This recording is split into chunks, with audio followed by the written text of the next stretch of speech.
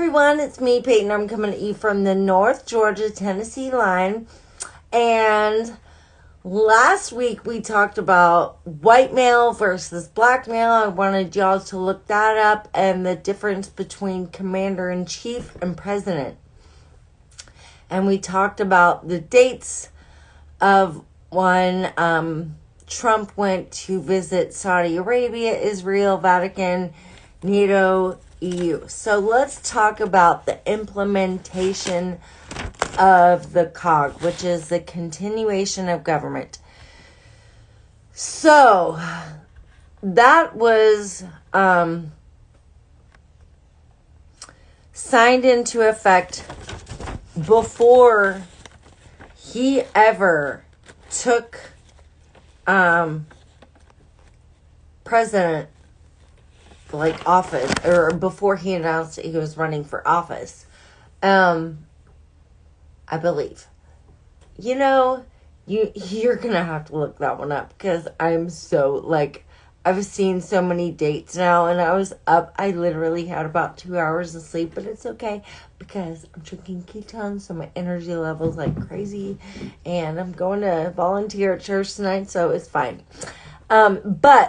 So he did implement the FCD2, which provides the everything that you would need for the continuation of government, which I am going to refer to as the COG from now on, because continuation of government is a mouthful when I can just say COG.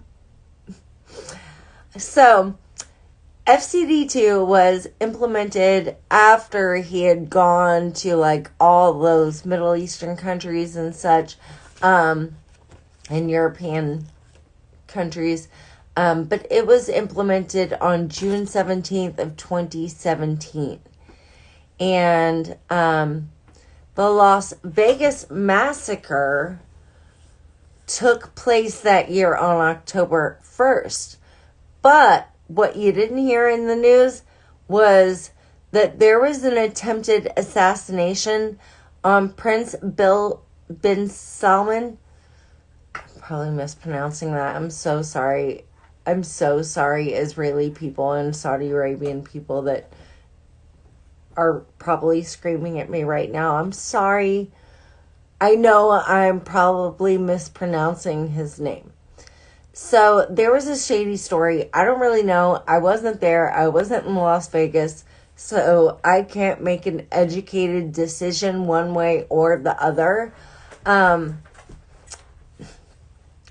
know some people who say they had family members that were victims, and I know some people who say there were, it was not, there was no gunshot. So I don't know. I wasn't there. So I don't know, honestly. And unless you were there, you can't really say either. So, but they suspected that Prince Alawid, I think that's his name, Alawid. They suspect that he had something to do with the attempted assassination on bin Salman. And you didn't hear anything about it because the media was flooded with the Las Vegas massacre story. So 2 weeks after that attempted assassination, the Saudi government, there was members of the royal family in the Saudi government, and they were arrested for treason. You didn't hear about that either.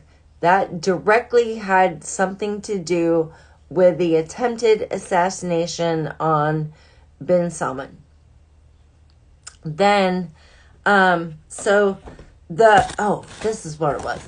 The Department of Defense Law of War Manual was signed into effect on June 12th, 2015. And what that did is it took the Lieber Code of 1863, the Geneva and Hague Conventions, the Nuremberg Trials, the UK, Canada, UK, Canada, Germany, and Australian laws and orders, and just basically merged them all together and took the best out of everything and put that in theirs and trimmed the fat, so to speak. So they compiled everything together, trimmed the fat, and made the best laws and orders that they could. And you can find all of this on .gov and .mil sites, because that is where I got this information. I'm not like super smart. I literally just went to .mil and .gov because it's out there for you to see. All you have to do is press enter on your computer and search for it. So let's talk about the Capitulation Tour 2.0, which I'm going to call it the Asian Capitulation Tour. So in November of 2017, Trump went to Japan, and the Japanese emperor stepped down officially in April of 2018, but he was the first U.S. president to award the Sumo Championship trophy. And then a few days later, he went to North Korea, or South Korea, and then 18 months later, he stepped into North Korea for the first time. And in like a couple days later, he went to China November 8th through 10th on 2017, and he was the first foreign leader ever to dine in the Forbidden City, which is a huge, like, I don't know what y'all want to call it, red flag, like a hey. So, I mean, when you are the only foreign leader that has ever dined in the Forbidden City, that kind of says something. Then on November 12th, 2017, he went to Vietnam and met with the leaders from Vietnam, Singapore, and Philippines. And EU, which is short for Executive Order 13818, was passed December 20th of 2017. And that is like a crimes against humanity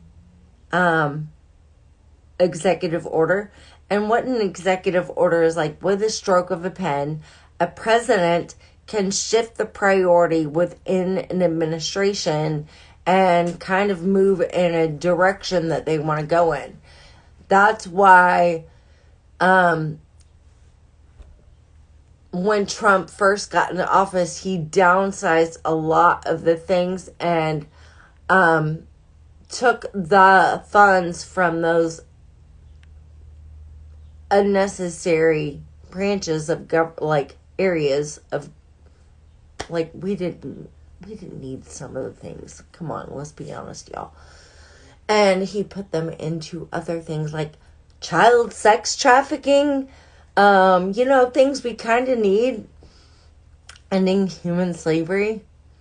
So then he went to Davos in January 26th of 2018, and I am going to actually leave it there because we're going to start the whole 2018 thing with him going to Davos probably in the next couple days.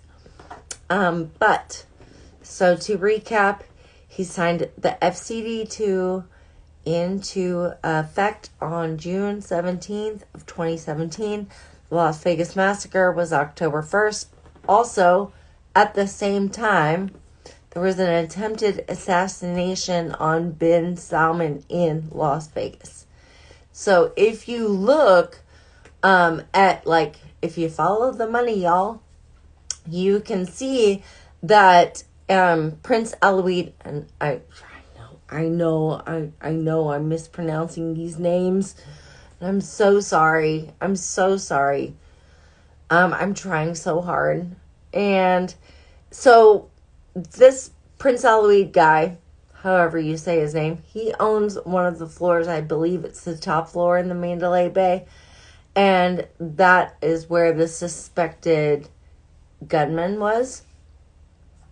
But again, I wasn't there, so I don't know. But I do know that on October 24th, 2017, the Saudi government was overthrown because some members of the royal family were arrested for treason. And I also know that Alwaleed was, like, he died. He's no longer with us. I don't know exactly how he died exactly yet. I'll dig a little further into that. If anyone knows or does know, feel free to leave me a comment. I would love that. The DOD was signed into effect way before that, the Law of War Manual, DOD. And one of the things I've really enjoyed is using ChatGPT and saying, can you make this less informal for me? Actually, one of the things that I asked ChatGPT last night was, can you tell me the least formal version of the continuation of government? And it said, the least formal version of the continuation of government is often referred to as Plan B or Emergency Action Plan. It is a simplified way to describe the process of ensuring government functions continue in case of a crisis. And I don't know about y'all, but it looks like we're in a crisis. So I love y'all so much. I will see y'all soon and talk to you soon. Bye.